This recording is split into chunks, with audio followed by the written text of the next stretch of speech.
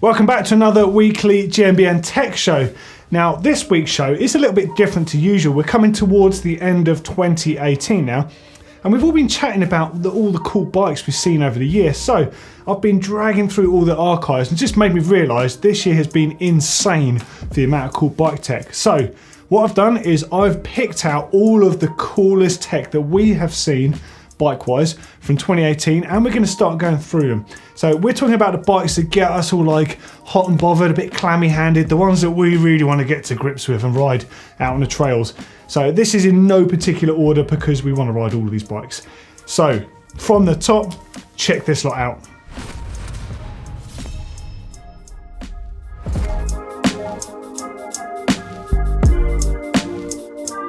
The Yeti SB150. Now, I love Yetis. Yetis always get me a bit hot and bothered. Now, in my eyes, you have to have a Yeti in Yeti blue. And this is the first time that I'd seen a Yeti in another colour that I thought, oh my God, I need that bike in my life. So we had one in the office here and I was checking out the orange model, which I think just looks absolutely amazing. So of course, it's a 150mm travel 29-inch wheel bike. It's quite a lot more extreme than anything that Yeti have done in the past. It's not just a 29-inch wheel trail bike, this thing is like an enduro race bike. Now I quote Yeti on this, built Richie rude tough. This frame meets Yeti's downhill's testing standards, so you know that this thing is going to be strong. Have you seen this guy ride a bike? It's ridiculous. So if you can build a bike that's that light and that strong, man, way to go. So size-wise, there's four of them, 430 to 505mm reach. So again, like the XLs, creeping over the 500 mark there. So that means it's a really, really up-to-date bike. It's designed to go fast. It might feel a bit radical for some people that are not quite comfortable with this sort of thing, but I promise you, if you actually try to ride a bike like this, you will be shocked at how well they handle off-road. And the length of a bike like this, it's the same with the Specialized and the same with the Mondraker. It improves things uphill as well. It's not just downhill. Some people tell you need a long bike for downhill, but it's uphill as well because it puts the weight further forwards, puts your weight further in between those wheels. You get more traction at the rear end, you get more weight on the front end. Win-win all round, I think. And I've got to say, the Yeti, just look at some of the details on it. Beautiful. Now, I'm going to have to put in Santa Cruz in here. What they've been doing with pushing the 29-inch wheel bikes on the World Cup race team is clearly amazing and is clearly working very well for them because they've now finally released that bike. You can buy it in 27.5, but man, you got the 29-inch wheel version here. So look at this. Look how refined it looks now, considering what the early ones were like. I think the early ones had 27.5-inch front triangle and they had like a butchered back end and they're kind of a bit sort of mocked up, the ones that Minna was riding in the early days. But now look how good it looks. It looks absolutely incredible, doesn't it? What a nice looking bike. So 215mm rear wheel travel, adjustable chain stays on there, of course adjustable head angle, all the other stuff that you need on a downhill bike. It's made from full carbon, it's got a lower leverage shock ratio on there, so that thing is just going to stick to the ground. I just, blown away. Brands like Santa Cruz keep churning out amazing looking bikes. Now, I think the last one in the 29-inch wheel category that I really want to add in is the brand new Pole Stamina. Now, we've seen the Pole Machine before, which was their CNC machined 180mm bike. This is a 160-180mm bike, 29-inch wheels, and it's about as slack, long and low and aggressive as you could possibly get. Look at the seat angle on this thing. It almost looks like the bike is broken. It's insane. But I guarantee it, without even riding one, this thing will be incredible going uphill. The steeper the seat angle you can get, the better it's going to be at climbing. And we're not talking about an XC bike climbing. We're talking about climbing like seriously technical terrain. I think this would give even e-bikes a run for the money on climbs. And I would absolutely love to try out a Pole at some point soon. Tried out some of the earlier models, but this really does represent where this long, low and slack thing is going. What a work of art. I think it's absolutely incredible looking. So yes, 180, 160mm, ultra long wheelbase and geometry, super steep seat angle on there. An integrated bash guard, because it's got a nice low bottom bracket. You are going to be grounding out. Deal with it. It's going to feel amazing, so who cares? And yeah, it's so forward thinking, it almost looks like a broken bike to the untrained eye. Amazing. Great work, guys. Now, The next category, I'm going to throw out the high pivot category. The idler wheel fashion that's been quite big this year. There's been a lot of different bikes out there. Top of the category clearly has to be the Commencal. Now look at this on screen. What a beautiful bike. So the Commencal Supreme 29 downhill. Now, this is definitely my favourite of the lot. I think this is a beautiful looking bike. And of course, it's the one that cleaned up at all the World Cups this year, being piloted by Anne-Marie Piron. So we know this thing is fast. Just look at it. It looks right. It doesn't look like a bike with big wheels. It just looks like the way it should be. It clearly tracks the ground very, very well and deals with race situations, which of course is what you want out of a downhill bike. It's got those big wheels. It's got the high pivot, so the back wheel can move out the way of those square edge hits that really try and stall, choke and slow down a downhill bike. And of course it's got the idler wheel, so you're running the chain over the top of that pivot, so it does pedal much more like a low pivot bike. So win-win all round, and it clearly did win-win. Next up in that category, of course, is the GT Fury. Now, we had one here earlier in the year on the show. I've got to say, that is the best looking GT that I've seen in years. Now, GT bikes are quite classic. They've always had a good look. This returns that formula of the blue and the yellow. Again, it's got a high pivot out back there, the idler wheel system over the top. And this thing really did the business this year. I've got to say, I'm really pleased that GT are like back on top again, because bikes like that are what made them so great. And of course, they've been up and down over the years, like a lot of brands have, but this puts them up the top again. And I think, well, way to go, GT. This thing looks awesome. Next up has to be the Norco Aurum HSP. Wow, what a bike. It just looks incredible. Now, it's just, I think it's very similar looking actually to the Commencal. I mean, in my eyes, the Commencal is just that little bit nicer, but the one that Sam Bleckisop's running in Gamble, the all black one, oh, that is a rude looking bike. And it's clearly got the performance that goes with it. Okay, yet another high pivot bike. This one's from DV8, so this is a UK born bike. And this was born out of necessity. They were fed up with all the sort of downsides of derailleurs and everything else going on. So not only did they build a high pivot bike, they've got a gearbox on this thing as well. So it's got a pinion gearbox on there, but just look at it. So you've got that nice high pivot, you've got the idler system running over the top, pinion gearbox on there, everything is sealed away. And UK proof bike. Way to go, guys. I think that is really, really nice looking. Similarly, there's also the Forbidden. Now, this is yet again another high pivot bike. This time's the 29-inch wheel bike, and it's hailing from Canada, but it was actually designed in part by Owen Pemberton, who is a British rider and bike designer, actually moved out there to design bikes for Norco, and pretty sure he was working on that Norco downhill bike that I just mentioned that Blenky was riding before he started the Forbidden Bike project. Now, it's a 130mm travel bike, and I've got to say, it looks really, really good. Love the simplicity of this, and Blake said it looked incredible in the flesh. So I think that's amazing what you've been doing, Owen, and all of you guys out there, so really cool. And last one in this category is the Sick Bike Sleipnir prototype. Now, been in touch with Jordan and the Sick Bicycles guys about this. They've been tipping us off about what's going on with it.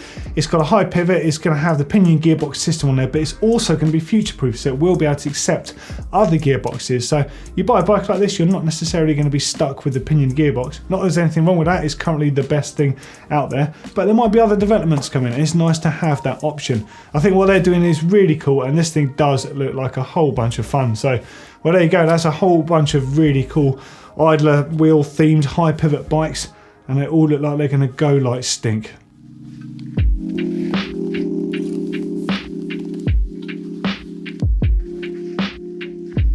Now, there's definitely been another craze in 2018. It seems to be like rise of the capable XC bikes.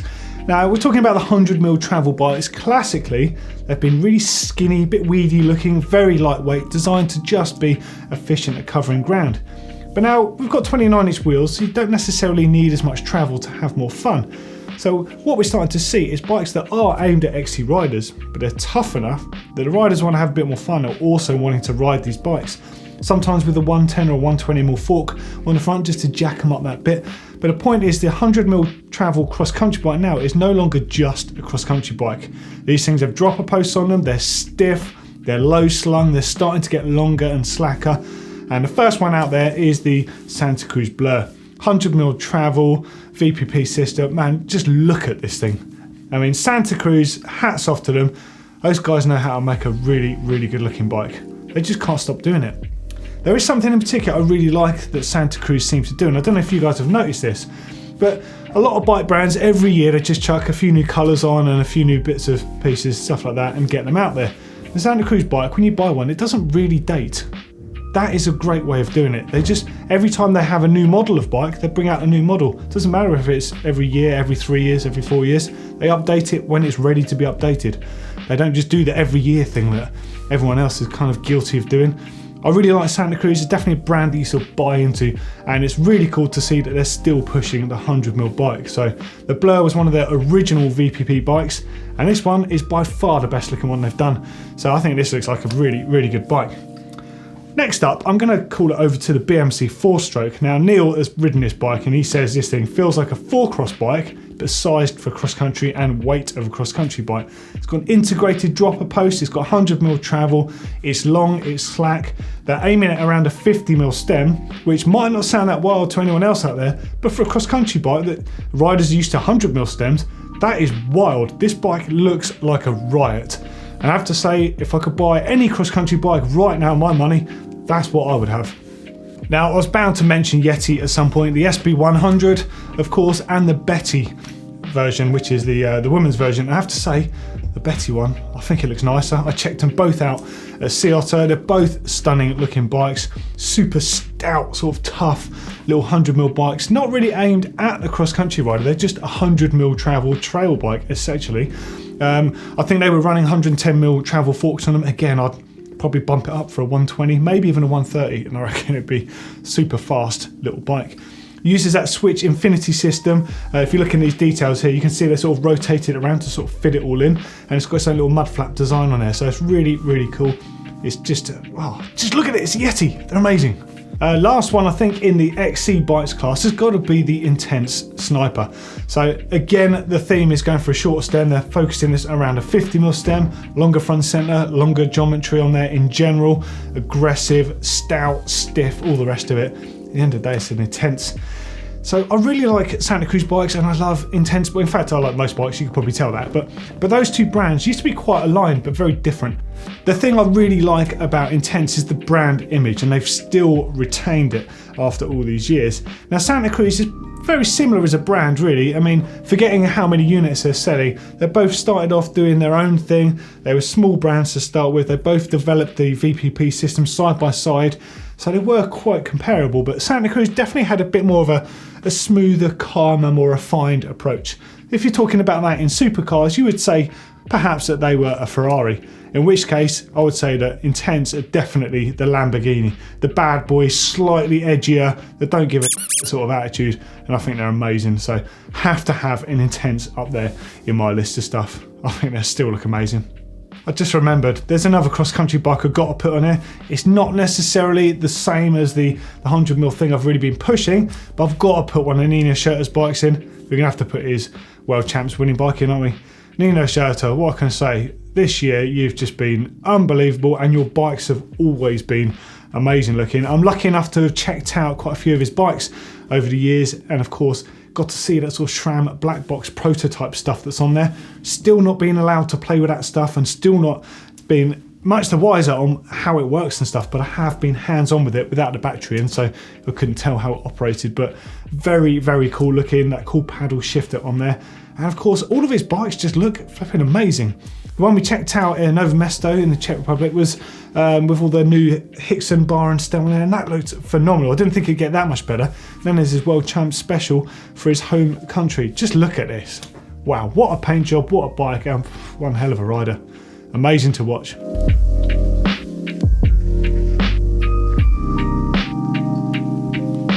Alright, I know we're not EMBN, but e-bikes have just got cool, alright? I'm just saying that. That Specialized Turbo Levo, the new one, the one that barely even looks like an e-bike, that is a cool e-bike. It's just a cool mountain bike. So not only have they made an e-bike look really cool, and that's quite hard when you've got a massive old down tube and a battery and a motor and all the other stuff going on, so they've slimmed it right down. The entire length of the down tube is effectively a battery now, and it's a 700 watt hour battery. Normally the biggest ones tend to be 504 watt hour, so there's a lot more battery power going on there. But just look at this thing. So Jonesy did a really good video over on EMBN, went to launch that bike, and I have got one of those bikes coming because I intend on doing some stuff over on GMBN next year, and really it could only be one choice for me, and it had to be that bike. So it's got a belt driven Bros motor in it, and it offers 410% assistance with up to 560 watts of power. And check this out, because I thought it was impressive when all the others had like 70, 72 newton meters of torque. It's got 90 newton meters of torque. You could winch your way up anything in this, I'm sure of it. Man, like, I don't know that much about the e-bikes thing. I've kind of tried to keep myself away from it, but I'm getting drawn closer and closer to it because there's a lot of cool tech on e-bikes, and I do think there's a lot of similarities between GMBN and GMBN Tech, so I think we should start doing some stuff over the next year. But don't worry, I won't go polluting the channel too much, just here and there. And correct me if I'm wrong, but that's a pretty good looking bike, regardless of it being an e-bike. I'm right, hey, am I? Let us know. I want to know what you think. I think it's absolutely amazing looking. Next up on the list has got to be Danny McCaskill's bespoke carbon fibre Santa Cruz trials bike. Yeah, Santa Cruz made him a trials bike. So no one rides trials, do they? But you've got Danny McCaskill riding for you, so you've got to make him a trials bike. So what do? You make the best trials bike ever made. 24-inch wheel, carbon fibre, made of braided carbon fibre, so it's extremely impact resistant. And it's actually about 4 pounds lighter, the whole bike, than his previous trials bike. So this was based geometry-wise and layouts on the inspired bikes that he's famously ridden in the past. And of course, even though he rides for Santa Cruz, they didn't have a trials bike, so he was continuing to ride his inspired. Now, I'm sure that most of you have heard of Danny and you've seen his riding videos. So imagine trying to do what he does, and then you get onto another bike, but it's 4 pounds lighter. He had to totally change the way he rides and had to relearn a whole bunch of his tricks and hops and stuff like that because it was so much lighter that he was, he was freaking out on this thing. I think it's amazing. And Neil checked the bike out at Sea Otter, so you can see some of these shots of the bike on screen at the moment. And look at this side hop he does. Look how easy he makes it look. He just lands straight to back wheel like it's nothing, pauses, and he just pedals off out of shot. Man, what a cool bike. Absolutely amazing. And you can't buy them. They're not available, so I think it just makes them cooler. So definitely one of the cooler bikes out there for 2018, I reckon. And finally, I'm going to put Uno bikes in there. Which one? It's going to have to be all of them, I think. What a range. Developed and manufactured in Barcelona by Cesar Rojo and his team at Uno Bikes. Absolutely stunning. I think these are works of art. So have a look on screen at some of these now. So you've got the Ever, which is a downhill bike. There's the Burn, the enduro bike, the Dash, which is a trail bike, the Horn, which is an XC full suspension, and the Aura, which is the XC hardtail. And every single one of them, I think, is the best looking bike in each of its respective categories. Now at the moment they're extremely limited, they're extremely expensive, so they're totally unrealistic for most people out there.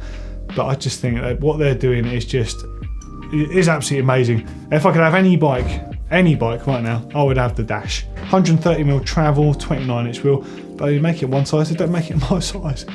Gutted. So there we go, that's quite a bit of a selection there. Some insanely amazing priced bikes, some better value stuff, a bit of a wacky collection really, but they're definitely some of the ones that really sort of tickled our fancy here at GMBN Tech. I'd love to know which you really loved, which ones you disagreed with, any of that stuff. Maybe there's stuff that we didn't include whatsoever that you thought was like the coolest thing that you saw. Let us know in those comments. We really want to know so we can have a bit of a banter with you on the comments there. And of course, if you want to see a couple more great videos, click down here if you want to see all the cool stuff from Sea Otter, and in fact that will link you through to our other Sea Otter videos. Loads of cool tech there, and click up here for our car boot kit video. So a bit of a cool, helpful video and the sort of stuff that you might want to pack or keep in your car so your bike is always in tip-top shape whenever you go riding. Of course, don't forget to subscribe to GMBN Tech if you haven't already done so, and give us a massive thumbs up if you love tech and you love GMBN Tech.